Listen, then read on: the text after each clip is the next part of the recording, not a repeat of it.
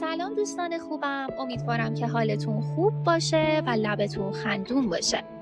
توی این اپیزود میخوایم راجع به مسئله خیانت صحبت کنیم و من یه داستان واقعی به روایت از شما دوستان خوبم توی این اپیزود میخوام تعریف کنم.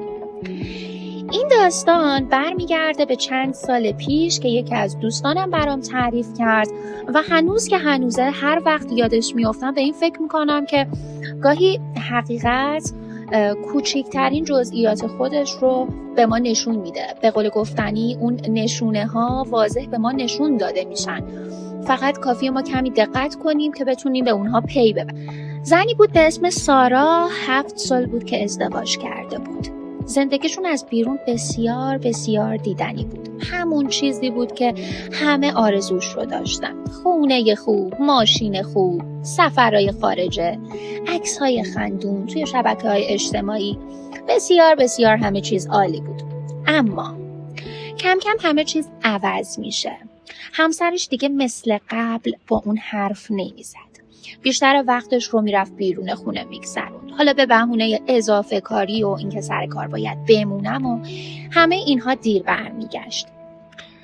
سارا خانم قصه ما هیچ مدرکی نداشت که بخواد اثبات بکنه این موضوع رو. فقط یه حس عجیب و غریبی توی دلش هر روز قوی تر میشد، تا اینکه یه شب وقتی همسرش از سر کار برمیگشت، سارا موقع آویزون کردن کتش متوجه میشه یه بوی عطری که تا حالا به مشامش نرسیده، نخورده. اینو واقعا من استفاده میکردم؟ این عطر منه؟ نه، با خودش میگه این عطر من نیست، غیر ممکنه این عطر من باشه. اول سعی کرد خودش رو قانع کنه که حالا خب شاید این که محل کار کنارش کسی ایستاده، توی آسانسور بوی عطر روی لباسش مونده و همه اینها. اما اون بو یک بار که تکرار نشد، شب بعدم همینطور بود، هفته بعد هم همین. همه اینها دامن زد که در نهایت سارا اون شکی که داره به یقین تبدیل بشه و اتفاقاً چند روز بعد یه قبض میبینه از خرید همسرش که متوجه میشه این قبض برای خرید یه گردنبند بوده. خب چون مدت اخیر همسرش بهش گردنبندی هدیه نداده بوده، چی کار میکنه؟ میگه خیلی خوب، بذار من برم ببینم اصلا این گردنبند داستانش چیه، این قبض واسه چیه. اون شب دیگه اینقدر این حجم حمله های افکارش زیاد بود دیگه نتونست سکوت کنه.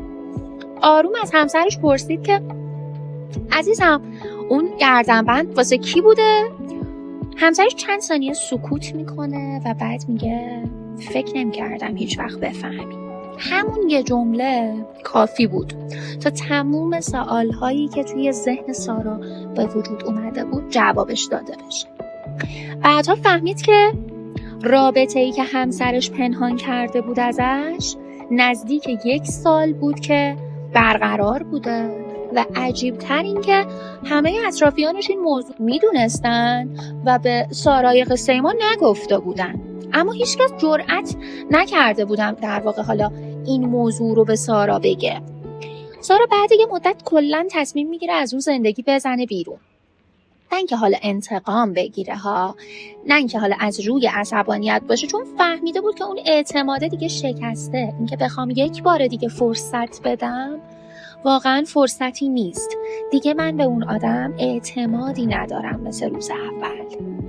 آخرین جمله‌ای که به من گفت هنوز که هنوزه توی ذهنم. زمانی که اون خیانت آغاز شد که در واقع همسر من شروع کرده به پنهانکاری، نه از زمانی که حالا با اون خانم دیگه وارد رابطه شد. و این همیشه توی ذهن من هست و امیدوارم هر جای این دنیا که باشه روزگار برش خوش باشه.